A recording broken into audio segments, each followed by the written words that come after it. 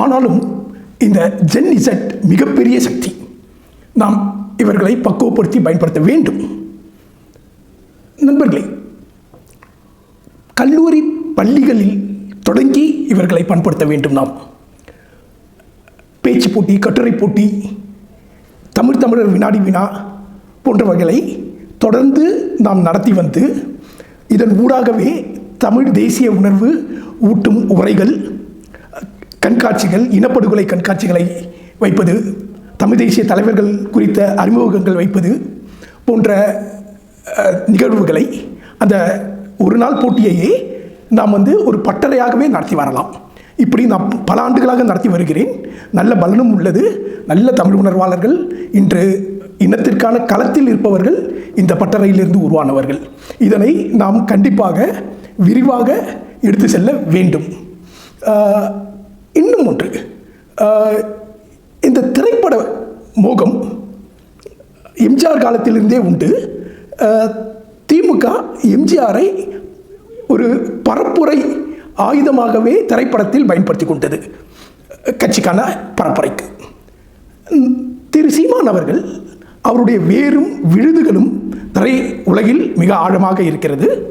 அவரும் இப்படியான ஏதாவது சில முயற்சிகளை செய்தால் பலன் தரும். அதுக்கு அடுத்தது, நாம் இந்த திரைப்பட மோகத்தையும் இளைஞர்களிடம் இருந்து, இந்த ஜென் இசட்டிலிருந்து நாம் எடுத்து இல்லை அவர்களை அதிலிருந்து மீட்டு கொண்டு வர வேண்டும். அதுவும் நமது கடமை செய்ய வேண்டும் அல்லவா? அதற்கு என்னவென்றால், தொகுதி தோறும் நிறைய விளையாட்டு போட்டிகளை ஆண்டுக்கு ஒரு ஆண்டுக்கு ஒரு போட்டியாவது பெரிய அளவில் நாம் நடத்த வேண்டும். எப்படி என்றால், அங்கு தமிழ் தேசிய போட்டியான கபடி போன்றவைகளை ஊக்குவிக்கலாம்.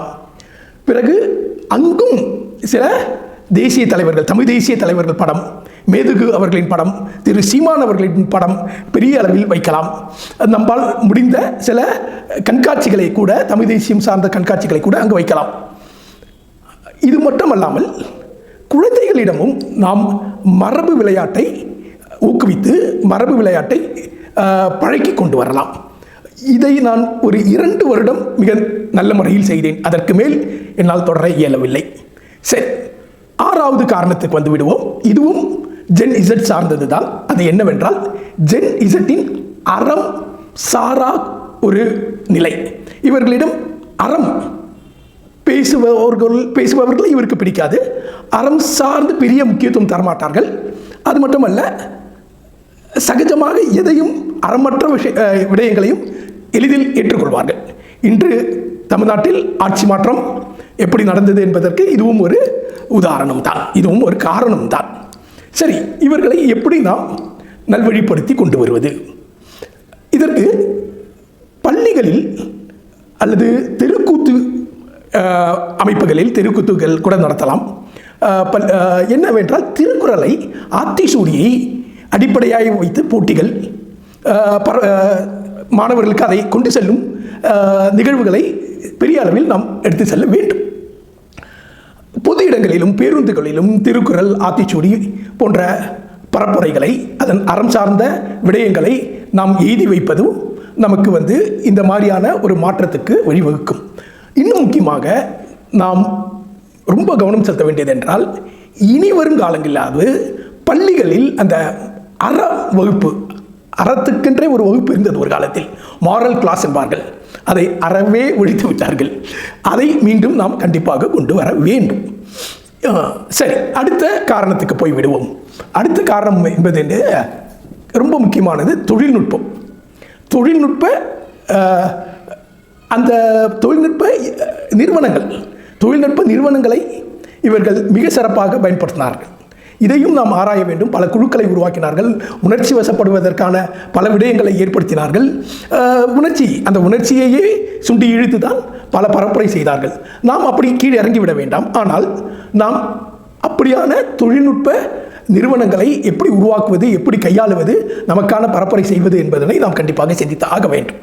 அடுத்து 9வது மிக முக்கியமானது, கதாநாயகன் மோகம், ஹீரோ வொர்ஷிப். இது தமிழ்நாட்டில் தான் மிக அதிகமாக இருக்கிறது. நண்பர்களே, நான் மனிதவளத்துறையில் இருப்பதனால் பற்பல ஆயிரம் இளைஞர்களையும் நேர்முகம் செய்திருக்கிறேன், இன்டர்வியூ.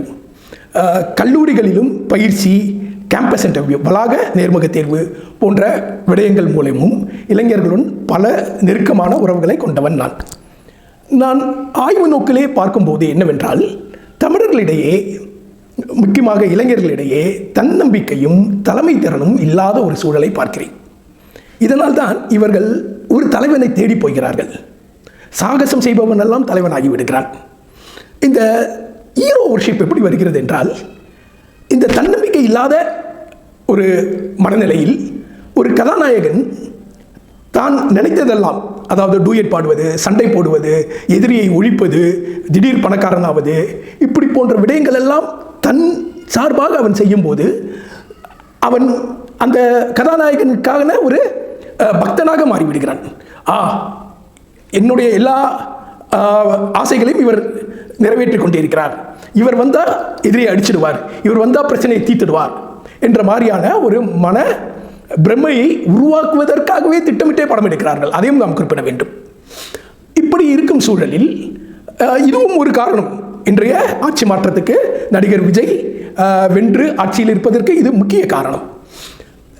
இப்படி இந்த ஹீரோ வொர்ஷிப்பை நாம் குறைக்க வேண்டும் அல்லது நீக்க வேண்டும் இளைஞர்களிடையே என்றால், நான் சொன்ன காரணங்கள், தன்னம்பிக்கையின்மை, லீடர்ஷிப், தலைமை திறன் இல்லாத அந்த நிலையை போக்க வேண்டும்.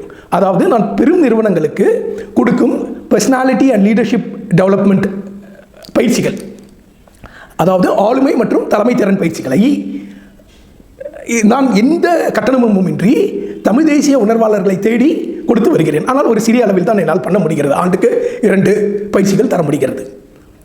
இப்படியான பயிற்சிகள் கண்டிப்பாக பெரிய அளவில் மாற்றத்தை உருவாக்கும். இப்படியான பயிற்சிகளை நாம் விரிவுபடுத்த வேண்டும்.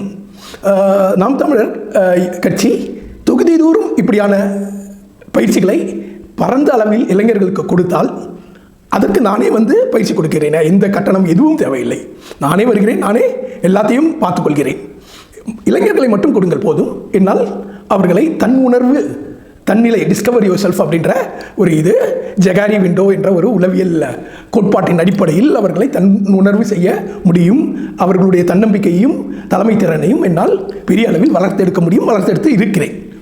இதனை நாம் தமிழர் கட்சி பெரிய அளவில் செய்தால், பெரிய அளவில் இந்த ஹீரோ வொர்ஷிப்பிலிருந்து நாம் அவர்களை விடுவிக்கலாம். அடுத்தது நண்பர்களே, நம்பிக்கை இழப்பு என்பதும் ஒரு முக்கியமான காரணமாக இருக்கிறது. 9வது காரணம் அது என்னவென்றால், நாம் சில திட்டங்களை சொல்கிறோம். மீனவர் பாதுகாப்பு, மலை பாதுகாப்பு, சில பெண்கள் பாதுகாப்பு. ஆனால் இதுக்கு சொல்லும் வழிமுறைகள் நடைமுறை சாத்தியமில்லை என்று மக்கள் கருதுகிறார்கள். இதை பலர் என்னிடம் பேசியிருக்கிறார்கள். ஏனென்றால் நான் நாம் தமிழருக்காக தொடர்ந்து பேசிக்கொண்டிருப்பவன், என் உறவுகள், என் வட்டங்கள் இடையே. இது எப்படி சாத்தியம் என்கிறார்கள். என்னிடம் அதிகமாக அவர்கள் சண்டை போட்ட ஒரு விடயமும் இருக்கிறது. பார்ப்பன கடப்பாரை கொண்டு ஆரிய கோட்டையை உடைப்பேன் என்று சீமான் அவர்கள் சொன்னபோது தான் இதை நான் விரிவாக போக விரும்பவில்லை. இதற்கு பதில் அவர் தமிழ் கடற்பாறையை கொண்டு, தமிழ் தேசிய கடற்பாறையை கொண்டு திராவிட கோட்டையை உடைப்பேன் என்று சொல்லியிருந்தால் இன்னும் சிறப்பாகவும் இன்னும் நம்பிக்கையும் வந்திருக்கும்.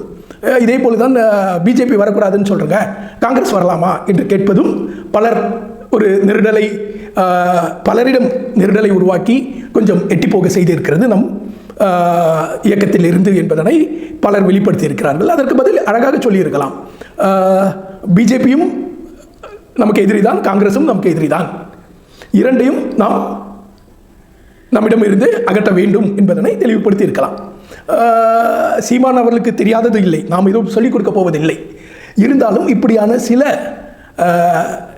நிலைகளில் தமிழர்கள் வாக்கு செலுத்த தயாராக இருப்பவர்கள் தயங்குவதை நாம் எடுத்து சொல்ல வேண்டி இருக்கிறது என்ற கடமையில் இதை சொல்கிறோம். நண்பர்களே, 10வது ஓட்டு போடும் இயந்திரம். இதில் நமக்கு முழு நம்பிக்கை இருக்கிறதா என்று கேட்டால் இல்லை என்று சொல்ல வேண்டிய சூழலில் தான் நாம் தள்ளப்படுகிறோம். பல காரணங்கள், விரிவாக போக விரும்பவில்லை. இப்போது சீமான் அவர்கள் இதை பெரிய அளவில் கையில் எடுத்தால், ஓட்டு சீட்டு முறை வேண்டும் என்று கையில் எடுத்தால், அது அவருக்கு பின் ஒரு பெரிய கூட்டத்தையும் கொண்டு வந்து சேர்க்கும். பொதுவாக இருக்கிற மக்கள் கூட அவர் பின்னாடி அணி சேர்வார்கள். சீமான் அவர்களால் இதை கண்டிப்பாக செய்ய முடியும், வேறு எந்த அரசியல்வாதியும் செய்ய மாட்டார்கள். ஆனால் இதை இந்த ஜென் இசட்டில் என்ற அந்த இளைஞர்களிடம் கையாளும் போது மிக கவனமாக கொண்டு போக வேண்டும். என்னவென்றால் இந்த தேர்தலை பற்றியே சொல்லக்கூடாது, இந்த தேர்தல் பற்றியே பேசக்கூடாது. அதற்கு பதில் என்ன சொல்ல வேண்டும்? வட இந்தியாவில் மற்ற தேர்தலில் பாஜக நாம் எதிர்பார்ப்பதை விட அதிகமாக வாக்கு வாங்கி இருக்கிறதே, இஸ்லாமியர்கள் இடத்தில் இவ்வளவு வாக்கு வாங்கி இருக்கிறதே போன்ற ஐயங்களை, பொதுவான ஐயங்களை முன்வைக்கலாமே தவிர இந்த தேர்தலை காட்டி அந்த போராட்டத்தையோ அல்லது அந்த ஒரு முன்னெடுப்பையோ நாம் செய்யக்கூடாது. சரி நண்பர்களே, இப்போது ஒரு 10 மனவியல் அடிப்படையிலான காரணங்களை நான் உங்களிடம் பேசியிருக்கிறேன், பகிர்ந்திருக்கிறேன். இதன் ஒரே ஒரு காரணம், அடுத்த தேர்தலிலாவது நாம் தமிழர் பெரிய அளவில் வெற்றி பெற வேண்டும் என்ற ஒரே காரணம்தான், ஒரே எண்ணம்தான். மூச்சும் பேச்சும் தமிழ் தேசியம் என்று வாழ்பவன் நான். எனவே எனது தமிழ் தேசிய கடமையாக இதனை பகிர்ந்திருக்கிறேனே தவிர வேறு ஏதோ குறை கண்டுபிடிப்பதற்காக, இவன் யார் குறை சொல்வதற்கு என்று நீங்கள் எண்ண வேண்டாம். என்னுடைய எண்ணம் முழுக்க நாம் என்ற ஒரு வட்டத்துக்குள் இருந்துதான், இந்த உரையே நாம் என்ற ஒரு வட்டத்துக்குள் இருந்துதான். உங்களிலிருந்து நான் வெளியே இருந்து பேசுபவன் அல்ல. நாம் எல்லோரும் நாம் தமிழர்கள் என்ற அடிப்படையில். நன்றி, வணக்கம்.